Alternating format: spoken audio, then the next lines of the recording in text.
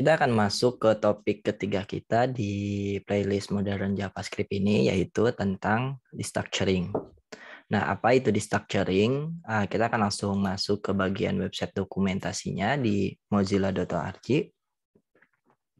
Di sini dijelaskan bahwa destructuring syntax di JavaScript adalah sebuah ekspresi yang memungkinkan kita untuk membongkar atau mengeluarkan nilai atau value dari array atau dari properties dari sebuah objek ke dalam sebuah variabel yang berbeda.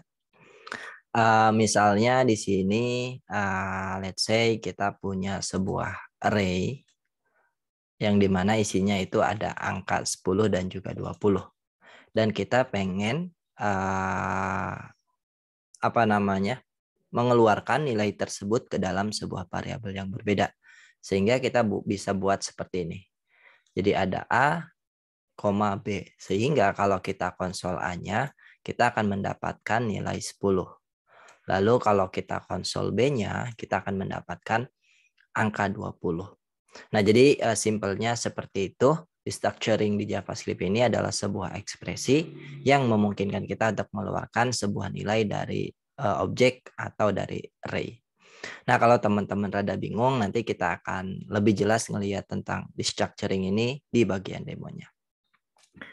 Basically ada 3 topik yang akan kita bahas pada materi destructuring ini, yaitu tentang destructuring sebuah array, objek, dan juga nanti balikan dari sebuah function atau function result. Di sini untuk bagian demonya, saya sudah siapkan sebuah project dari video sebelumnya, yaitu di bagian main.js ini. Karena masih ada code dari sebelumnya, mungkin kita akan komen dulu, lalu kita akan membuat sebuah code baru. Nah, kita akan mulai atau masuk ke topik kita yang pertama di sini. Kita akan masuk ke bagian destructuring sebuah array. Misalnya kita punya sebuah variabel array yang kita kasih nama student misalkan. Dia misalkan ada ini array of string atau array of student. Di sini ada Udin, lalu kita ada Kosasi. Oke.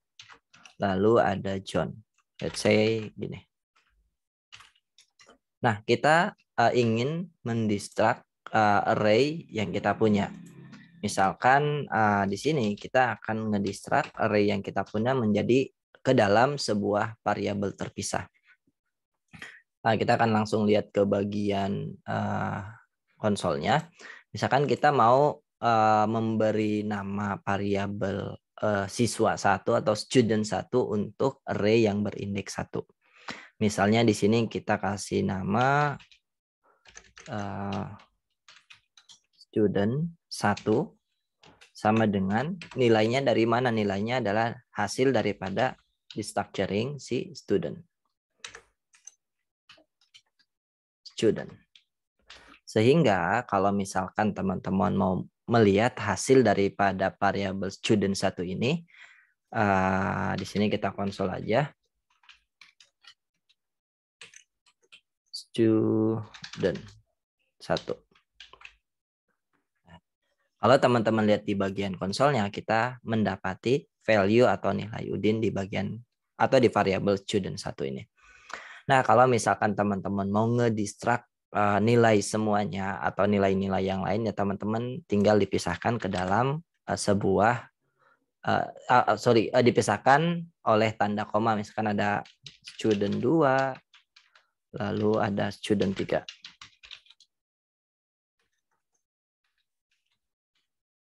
Student 3. Sehingga kalau misalkan di sini kita konsol sebanyak 3 kali, student 2 dan student 3, maka kita akan mendapatkan nilai based on urutannya. Student, oke, di sini salah, harusnya student nama variabelnya. Nah, ada Udin, Kosasi, dan juga John. Nah, sesimpel ini atau sesederhana ini ketika teman-teman mau mendestruct sebuah array ke dalam sebuah variabel yang berbeda. Nah, jadi ini bisa disesuaikan kebutuhan ketika teman-teman punya array dan ternyata teman-teman mau yang mau kita ambil misalkan nilai daripada indeks ke nolnya. Ya udah, kita cukup ngedistract satu value aja seperti ini. Nah, kalau teman-teman ada kebutuhan yang mau kita distract nilainya itu nggak berurutan, misalkan kita mau ngambil value indeks ke 0 dan juga indeks kedua. Nah, teman-teman bisa pisahkan dengan tanda koma seperti ini. Koma di sini student 3 misalkan. Jadi yang duanya ini karena nggak kita distract, jadi kita mendapati nilai Udin dan juga John. Karena benar-benar kita harus sesuai dengan urutannya kalau di array. Jadi based on index. Jadi seperti ini. Nah, mungkin itu sekilas tentang destructuring di JavaScript, terutama untuk ngedistract sebuah array. Oke, jadi di sini kita deklarasikan variabel atau nilai variabelnya apa, lalu value apa yang mau kita distract. Kalau misalkan value-nya adalah sebuah array, tentu di sini kita juga harus menggunakan array. Nah, untuk nama variabelnya tentu di sini bebas disesuaikan dengan kebutuhan teman-teman. Jadi kalau misalkan teman-teman punya list of fruits atau list of buah-buahan ya disesuaikan. Misalkan ada buah 1, buah 2 dan seterusnya. Jadi teman-teman intinya destructuring itu adalah membongkar atau mengeluarkan sebuah nilai dari objek ataupun dari array. Nah, ini contoh untuk destructuring array. Kita akan lihat gimana sih cara kita nge-destructuring sebuah objek atau array destructuring. Oke, di sini mungkin kita akan komen dulu karena nggak kita pakai, jadi kita akan fokus ke bagian gimana cara kita sekarang masuk ke topik pembahasan kita yang kedua. Gimana cara kita nge-destructuring sebuah objek. Let's say di sini kita punya objek users. Ada property name, misalkan name-nya Udin. Terus di sini objeknya ini punya property age, misalkan 19. Lalu sama ada property address. Addressnya let's say di Jakarta. Nah, ketika teman-teman mau structuring sebuah objek, ini mirip-mirip dengan array. Jadi teman-teman buat dulu variabel deklarasinya dan teman-teman tentukan teman-teman mau ngedistract dari value atau tipe data apa. Kalau misalkan dari tipe data objek, ya teman-teman harus bikin objeknya. Kalau teman-teman sumbernya itu atau source-nya itu adalah tipe array, teman-teman harus buat bentuknya itu adalah array. Misalkan di sini kita mau ngedistract name. Lalu misalkan di sini kita tentukan sumbernya dari mana. Kita akan ngedistract property name dari objek users. Sehingga kalau kita konsol di bagian name-nya ini, kita akan mendapati nilai Udin. Nah, seperti itu. Nah, kalau teman-teman butuh data-data yang lain di dalam destructuring-nya ini, misalkan teman-teman mau mengambil age, teman-teman tinggal deklarasiin aja propertinya atau variabelnya. Age. Nah, 19 kita dapat di sini value-nya adalah 19. Dan juga ada name-nya adalah Udin. Kalau misalkan teman-teman juga mau nge-destruct sebuah address atau alamatnya, tentu ini bisa ya. Gitu. Jadi di sini ada address. Nah, jadi ada Udin, 19 dan juga Jakarta. Nah, ini cara kita nge-destruct sebuah objek di JavaScript. Jadi dengan seperti ini, ketika teman-teman ada kebutuhan mengambil nama atau salah satu properti di dalam sebuah objek, teman-teman bisa nge-destruct-nya. Sehingga ketika kita mau menggunakan value atau variable name-nya ini, kita nggak perlu lagi nested atau memanggil ulang-ulang si objeknya itu sendiri. Jadi kita langsung ambil propertinya.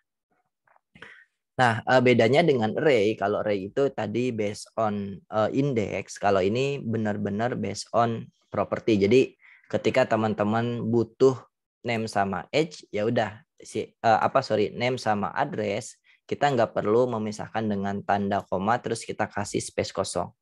Jadi di sini cukup seperti ini. Jadi ada name, ada address. Gitu. Atau teman-teman ternyata butuhnya cuma address saja, ya udah teman-teman cukup distract bagian properti addressnya aja. Nah, tentu kita nanti akan dapat Jakarta seperti ini. Kalau misalnya di dalam sebuah objek ternyata teman-teman pengen nama variabelnya itu custom sesuai dengan kebutuhan, kita nggak mau menggunakan properti bawaan dari objeknya. Misalnya di sini kita punya properti address dan kita nggak mau nama variabelnya itu address. Nah, di objek ini kita bisa membuat yang namanya alias. Gitu. Jadi di destructuring objek ini kita bisa kasih alias. Misalkan address ini kita akan kasih alias alamat. Nah, jadi nanti teman-teman untuk menggunakannya ini, menggunakan variabelnya ini teman-teman gunakan aliasnya. Jadi address ini kita ganti jadi alamat. Sehingga kalau kita lihat di bagian konsolnya kita lihat Jakarta. Dan kalau teman-teman mau mengaliaskan properti yang lain ketika ngedestructuring, tentu caranya sama aja. Misalkan di sini kita mau ngedestruct age, terus age ini kita mau ganti jadi umur. Misalnya di sini jadi alamat sama umur. Atau kita konsol 2 kali aja di sini. Nah, di bagian konsolnya kita akan dapat Jakarta sama 19. Jadi kita bisa mengcustom nama variabel sesuai dengan kebutuhan kita. Enggak kita harus mengikuti properti yang ada di dalam objeknya gitu. Karena kadang ketika kita ngedestruct dari sebuah objek, nama propertinya itu sudah digunakan oleh variabel yang lain sehingga kita ada kebutuhan untuk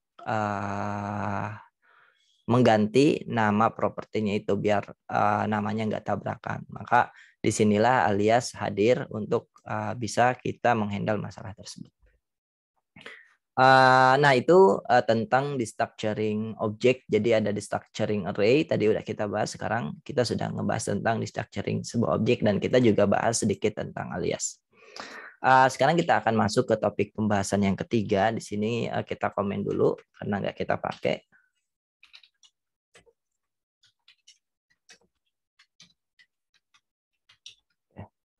Destructuring dari return sebuah function.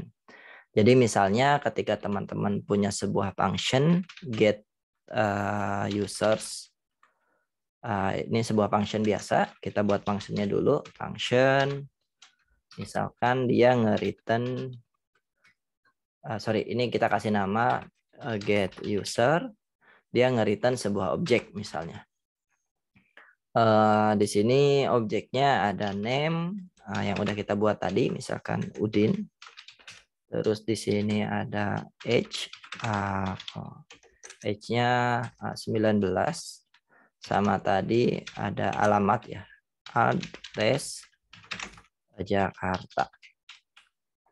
Nah, gimana kita kalau kita mau ngedestruct sebuah balikan dari function? Sebenarnya basically sama ketika kita ngedestruct sebuah array atau sebuah objek.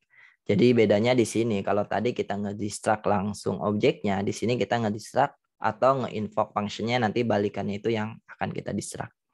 Di sini misalkan kita akan ngedestruct hasil daripada invokasi get user ini, karena kita tahu bahwa dia akan mengembalikan sebuah objek, sehingga kita di sini kita ekspektasinya akan menerima sebuah objek. Misalnya di sini kita akan ngedestruct name-nya, name misalkan hasil daripada get users, kita invoke. Lalu kalau teman-teman konsol di bagian sini log misalkan name, nah teman-teman akan dapat balikan daripada invokasi get users ini. Nah, teman-teman juga bisa melakukan hal yang sama yang udah kita bahas di materi sebelumnya, yaitu kalau mau ngasih aliasing atau mau ngedistract value-value yang lain atau properti-properti yang lain. Name, misalkan age-nya kita mau ambil juga, terus kita ganti jadi umur. Sini kita konsol umur. Sekarang kalau teman-teman lihat di bagian konsolnya kita dapat name-nya Udin sama age-nya adalah 19 atau umurnya adalah 19. Nah, itu kalau misalkan teman-teman ngedistract return dari sebuah function yang bentuknya objek. Nah, kalau teman-teman punya sebuah function yang balikannya adalah sebuah array, misalkan function di sini get student, dia adalah sebuah function, lalu dia nge-return sebuah array. Di sini ada misalkan ada student 1, ada Udin, terus ada Sasi, terus ada John. Nah, ini untuk yang konsol atas kita komen dulu karena nggak kita pakai. Lalu kalau teman-teman mau ngedistract balikan daripada fungsi get student ini, karena kita tahu bahwa balikannya adalah sebuah array, maka di sini kita bisa ekspektasi nanti balikannya adalah array. Jadi misalkan, oh kita mau ngambil value yang pertama aja atau value pertama dari sebuah array-nya. Misalkan di sini kita akan kasih nama student 1. Sama seperti teman-teman ngedistract sebuah array, di sini bedanya source-nya itu kita harus nge-invoke sebuah function. Misalkan di sini get student. Kita invoke. Nah, kalau teman-teman mau konsol, di sini adalah student 1. Nah, kita dapat value-nya adalah Udin. Kalau teman-teman mau ngedistract value-value yang lainnya, udah teman-teman tinggal tambahkan sama seperti kita ngedistract sebuah array. Atau siswa 1 misalkan, siswa 2 di sini. Siswa 2. Nanti kita akan dapat Udin sama Kosasi gitu. Nah, seperti ini cara kita ngedestructuring hasil balikan dari sebuah function. Jadi basically sama ketika teman-teman ngedistract sebuah objek atau sebuah array, bedanya di sini adalah teman-teman source-nya itu atau sumbernya itu dari sebuah function. Nah, lalu di sini teman-teman ketika ngedistract, teman-teman harus tahu bentuk apa atau data apa yang mau teman-teman distract. Kalau misalkan bentuknya adalah sebuah objek, maka teman-teman ketika ngedistract, teman-teman harus bikin objeknya. Atau ketika misalkan bentuk yang mau teman-teman distract adalah array, maka teman-teman harus membuat array-nya. Lalu di sini teman-teman kalau untuk array buat atau sesuaikan nama variabelnya sesuai dengan kebutuhan teman-teman. Karena kalau array dia based on index gitu. Nah, kalau misalkan teman-teman mau ngedistract sebuah array, sebuah objek, nanti ketika ngedistract teman-teman properti apa yang mau teman-teman distract. Jadi kalau objek itu bukan based on index tapi based on property. Nah, ketika misalkan teman-teman mau mengganti nama daripada properti atau membuat alias dari nama propertinya, teman-teman bisa pisahkan dengan tanda titik 2 seperti ini lalu buat nama aliasnya. Nah, sesimpel itu cara kita membuat atau menggunakan ekspresi destructuring di JavaScript. Sampai ketemu di video berikutnya.